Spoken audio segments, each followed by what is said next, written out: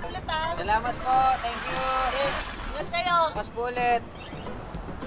Gusta? Ganda kita natin? Ma'am Belen. Oo. Opo. Sana. Madam Belen, ito po yung boundary namin. Teka lang.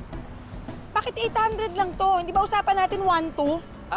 Di ba? Madam, O nabingi ka? hindi po, pasensya na po kayo kasi po, na-trouble po kami kanina kaya yan lang po eh. Naku ka, wala akong pakialam kung anong trouble ang inabot ninyong dalawa. Ang usapan natin, 1-2. Hindi ba? Opo, ano po promise po, babawi po kami next time. Sige po, inalat lang talaga Teka, kami. sandali. Hindi ako Teka. Sa hilat siya ng mukha mo, mukha ka sinungaling. Pakiramdam ko hindi lang 800 yung kinita mo eh. Ha? Feeling ko kulang to eh. Patingin nga ako. Wait lang. Akin yung wallet mo. O, akin yan! Madam, Ano to? pera. Pera! Di ba? Sabi mo ito lang yung kinita mo. Aray ko. Ito lang yung kinita Aray mo. ko. Meron pa. Meron pa pala. Aray, madam. Teka lang